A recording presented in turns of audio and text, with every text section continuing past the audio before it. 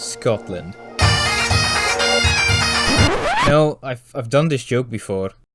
Scotland has seen a myriad of characterful express locomotives. The Great North of Scotland Class V, the North British Railways Reed H-Class Atlantics, the Caledonian Classes 49 and 903s, all iconic locos in their own right. But the London and North Eastern Railway produced the largest of all the Scottish passenger engines, the P2.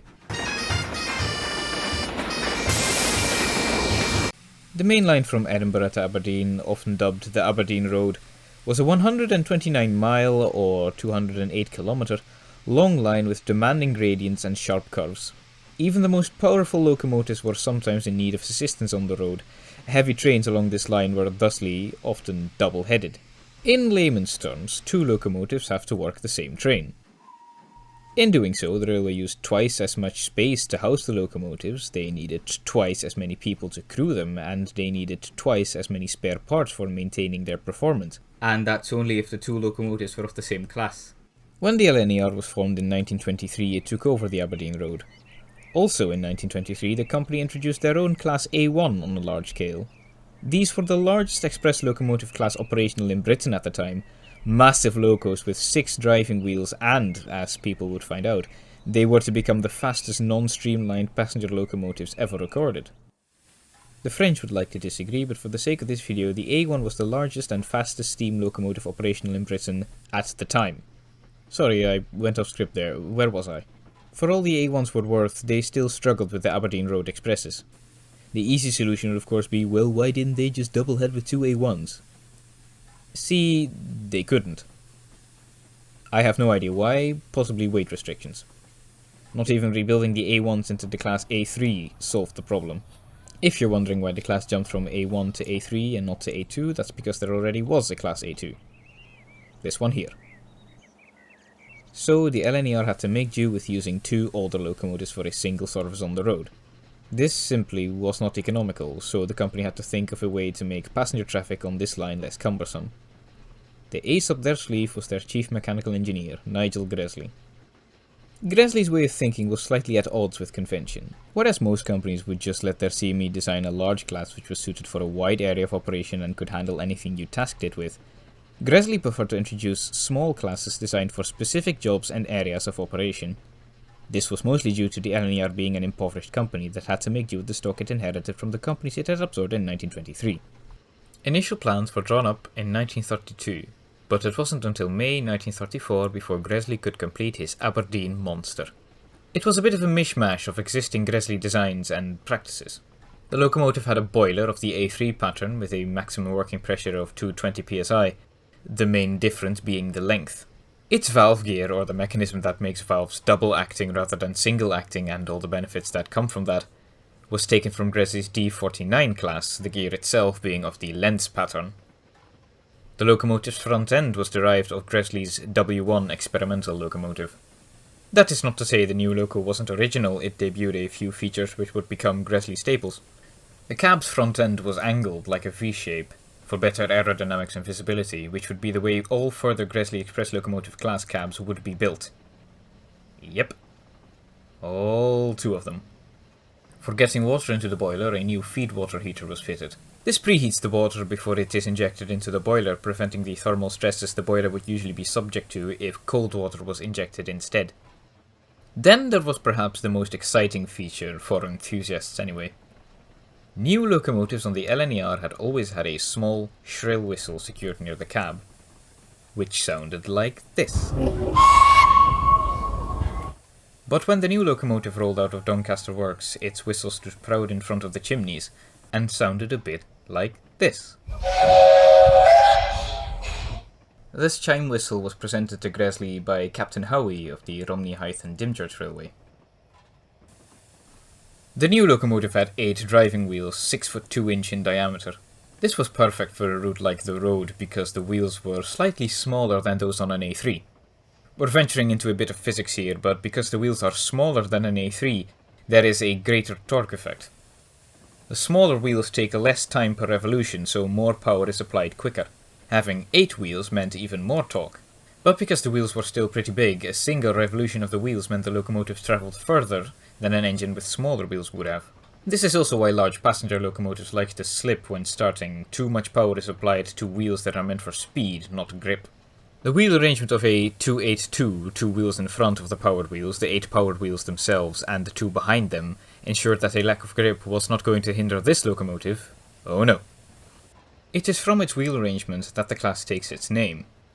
Classified P2, the P refers to the wheel arrangement, and the 2 to the fact there already was one locomotive class with the P wheel arrangement on the LNER. This wheel arrangement is often referred to as Mikado. So with this bold appearance had to come a bold name. Now, you've been looking at pictures I put up of the thing. I'm sure you will have read the name by now. All the jokes in the world have been made about this locomotive's name, so can we all have a wee giggle here, and then continue this video like civil people, right? Right. So, 2001, Cock of the North was tested for initial teething troubles before she was pressed into service. She was presented on the 1st of June at King's Cross Station, London, for a demonstration train. On the 19th, she was tested again on a King's Cross to Barkston train, weighing just shy of 650 tons. Top speeds exceeding 70 miles an hour were recorded, certainly an upgrade over the A3s as the P2s had 20% more adhesion weight. In December of the same year, number 2000 was taken out of service and shipped to France, where she would perform tests on the Vitry-sur-Seine facility. Her chaperone for both her voyage and testing was Gresley's assistant, O. von Snell-Bullied. He was a regular to France, often representing Gresley, so he knew a thing or two about French railways, or the SNCF, and their facilities. The tests gave mixed results. 2001 had trouble maintaining boiler pressure and her bearings ran hot a few times. 2001 stayed in France for 2 months before returning home. The necessary modifications were made, not all of them successful in improving the locomotive's performance, and she was passed into service on the Aberdeen Road. Just before 2001 was ferried to France, a sister locomotive had been completed. This locomotive was named Earl Marischal, and was adapted to include the more common piston valves and Walschaerts valve gear. The feed water heater was also removed. But these two factors already set her apart from the original P2. The drafting and therefore steaming ability was vastly different, and the locomotive had to be tweaked in order to get the best of the reworked valves. Outwardly, the Earl and 2001 differed beyond just the valve gear. Earl Marischal was fitted with a second pair of smoke deflectors shortly after construction, giving her a more conventional look than her classmate. Another slight difference was the shape in the running plate. Before the pair of them entered regular service, they were fitted with a tablet exchange apparatus, allowing them to change the tablet for a section of single track between Montrose and Usan without stopping. The P2s worked trains such as the Aberdonian sleeper train just fine, but they were not the most mechanically reliable machines out there. Their fuel economy was pretty bad. Even A1s, not known for their economy, used far less coal than a P2 would. It was actually the poor fuel economy which played a part in the rebuilding of the A1s into the A3s. 4 more P2s were completed in 1936. These were 2003 Lord President, 2004 Mons Meg, 2005 Thane of Fife, and 2006 Wolf of Badenoch. Note all their names are references to Scottish dukes, earls, lords, and a cannon. For some reason.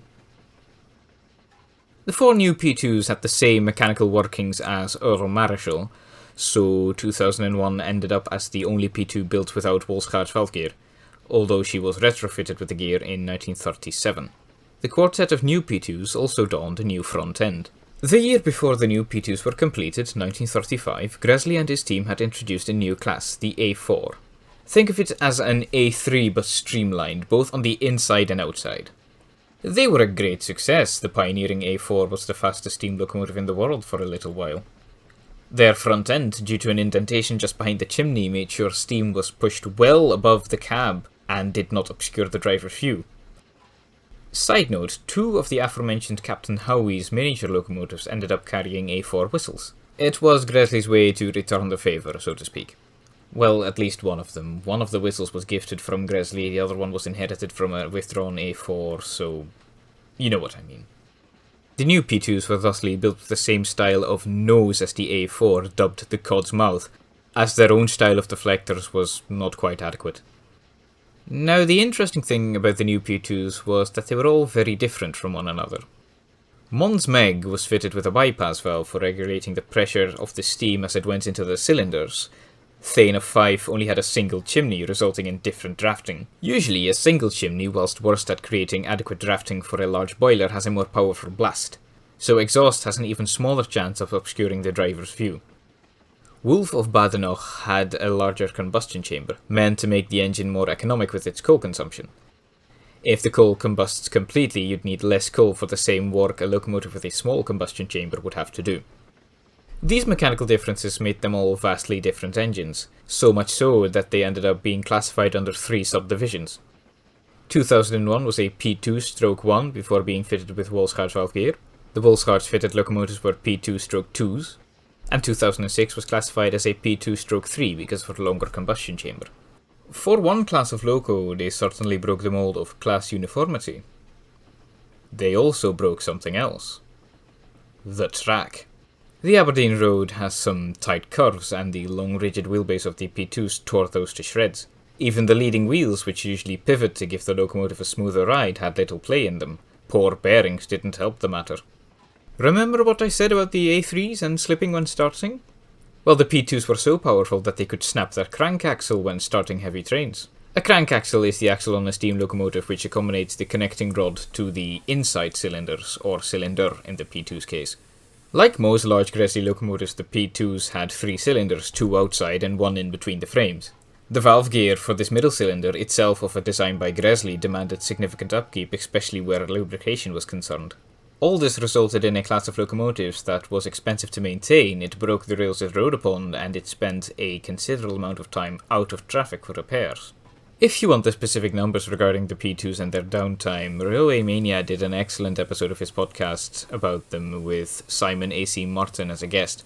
I've linked the episode in the description and it should appear on screen right now. The P2's case was quite the conundrum. They were excellent when they did work, but they rarely did. Something simply had to be done. They had cost a lot to build, so scrapping them would have crippled the already financially unstable LNER, who would have spent a lot of capital with nothing to show for it. But the P2s also cost a lot to maintain. Sure, it was a lower cost over a longer amount of time, but money is still money. In the end, perhaps the best possible solution was chosen. A rebuilding program. Enthusiasts might have liked their P2s as they were, funny shape and all, but enthusiasts generally don't make railway companies enough money to make poor decisions. Edward Thompson took over the post of the LNER's chief mechanical engineer in 1941. Gresley had been ill for a long time and died in office, leaving Thompson with a ramshackle amalgamation of locomotive classes with very little standardization between them. Again, this was due to the LNER not having the capital to build a fleet of standardized classes. Gresley also left Thompson with 6 maintenance-heavy Mikados. Thompson wasn't a fan of overly complicated and maintenance-heavy machines. His whole career with the LNER was built upon his skill at maintaining stock rather than introducing it. So, Thompson put forward a scheme to rebuild the lot into 462s, the same wheel arrangement as the A3 and A4. You might have picked up that the letter in the classification stands for the wheel arrangement itself and the number of the variation of the locomotive with said wheel arrangement. This meant that the LNER had perhaps the simplest classification scheme of all of the UK's railways. The board approved the rebuilding. Thane of 5 was the first locomotive to be converted, and it proved a very successful rebuild. Other than the occasional slippage, the locomotive was said to be an equally as powerful 462 as she had been a 282. The 462 wheel arrangement is more often referred to by its American nickname, Pacific. Similarly, Mikado is also an Americanism. Actually, the very first video of this series was about the Thompson Pacific, so I'll make a card appear if you want to hear more about the technical stuff. But, as drastic as Thompson's rework of the P2 was, it did work. As the Second World War raged on, the P2 vanished and the A2/2s appeared. Interestingly enough, this makes the P2 the first class of mainline Mikado to have been eliminated, in Britain at least. Now this is where it gets complicated, as the engines are now the class A2/2, but later on I will also refer to them as their old state as P2s. I hope I won't completely confuse you to no end. After the rebuilding, the A2/2s were sent straight back to the Aberdeen Road. They were also renumbered from 2001 to 2006 to 501 to 506. For a short while the class ran without their names. Thompson wasn't fond of naming engines, he probably thought of them as just another time-consuming factor slowing the railways down, though eventually the A2/2s regained their names. In 1948, the railways were nationalised and all locomotives previously belonging to the 4 big mainline railways were now under the ownership of British Railways. Ex-LNER locomotives had 60,000 added to their running numbers, so the A2-2s were now 60501 to 60506. A year after nationalisation, the class was transferred south to York and Peterborough sheds. Because of this, they lost their need for their token exchanger, so it was removed. Down south, the A2-2s were in prime Gresley Pacific territory. The Gresley locos were older and had suffered greatly from neglect during the war, yet they remained the better machines. This caused the Thomson A2-2s to mostly be relegated to express freight work, which they handled well enough. Thomson's big engines were generally great for hauling, just not as great when compared to the Gresley A3s. Or A4s. Or V2s. I'm ruining my own arguments again, aren't I? Many crews, fitters and enthusiasts alike dislike the A2-2s. Crews because of their seemingly constant steam leakage, poor weight distribution resulting in a lot of slippage, and overall because they were less refined machines than the equivalent Gresley Pacifics. Fitters didn't like them because they did tend to fail, but because the LNER's locomotive development stagnated due to the war, Thomson's standardised locomotives ended up as unique classes, save for the B1, which had the advantage in their vast numbers. Enthusiasts didn't like them, to put it simply, because they thought the Thomson locomotives were ugly. You could argue the class looked better with their 8 driving wheels and streamlined front ends, so going from one extreme to the other didn't sit well with many people. Not that the locos were not regarded as celebrities, television programs such as Railway Roundabout even went out of their way to film them, but again, as P2s the class had received a lot more fanfare. In November 1959, 60503 Lord President and 60505 Thane of Fife were withdrawn. Not surprising seeing how 60505 was the oldest A2-2. In September 1960, 60501 went. In 1961, the other 3 were withdrawn one by one, 60502 Earl Marischal being the last to go in July of that year. If, in their P2 form, the class was a failure sprinkled with great success, the A2-2s were a success sprinkled with great failure. The constant comparisons to the Gresley machines didn't help matters either. For all their faults, they managed to be useful to more than just the LNER. Mr. OVS Bullied left the LNER to become the CME of the Southern Railway in 1938, and he used the P2 as a guide of what not to do when designing his own large 3-cylinder locos. They too had to be rebuilt, but some of them, C2, were still around in their original mechanical condition up to 1967. Then there was the W1, briefly referred to earlier. It was a failure in its original form, and so it was rebuilt with a boiler very close to that of the P2's pattern, and it's still said that the W1 after rebuilding was the strongest single-unit locomotive operational in Britain. The A2-2s left less of an impact than the P2s. Enthusiasts didn't like them, and they were surrounded by locomotives which could do their jobs but better. But if it wasn't for the A2-2s, the story of the P2 Macaros might have ended in the darkest days of the war.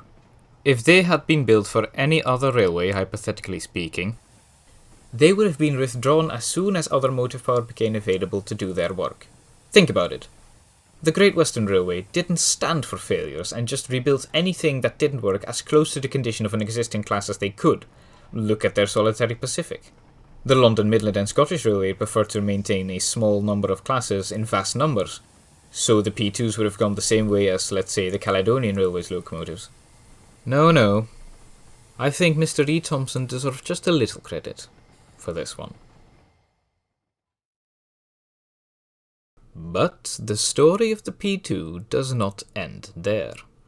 In 1994, work commenced on building the newest member of a long-lost class of LNER Pacific, the Peppercorn A1. Think of it as a final iteration of the Gresley A3 design. The A1 Steam Locomotive Trust completed the locomotive 60163 Tornado in 2008. If you've seen Paddington 2, this locomotive is the one that hauls the dining train. In 2013, the A1 Trust unveiled their new venture into the reviving lost locomotive business, a brand new P2. To be numbered and named 2007 Prince of Wales, it aims to rectify the issues of the original 6 locomotives. Much like with Tornado, the plan for this locomotive is to go on the main line. The dimensions of the machine have been tweaked for that very purpose. Oh yeah, this man whom I used for a gag earlier in this video also made a component. Most people would declare you mad if you so much as hinted at an attempt to bring an extinct locomotive back. but the A1 Trust has already succeeded.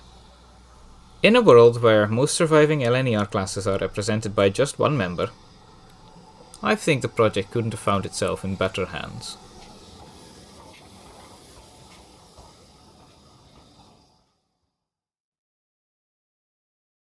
Well, I hope you enjoyed that, because I'm not doing that again. A huge thank you to both Ian MacCabe of the Gresley Society and Sophie Bunker James from the A1 Trust. Mr. MacCabe gave me permission to use the Society's wonderful archive photographs of the original P2s, and even sent in his own colorization of some photos. Without Miss Bunker James, I would not have known where to start digging. She also showed interest in the video itself, and I am ever so easily flattered. Links to both their societies and their donation pages are in the description below. Okay then, what's next for the show? Oh. Aye. I could do that.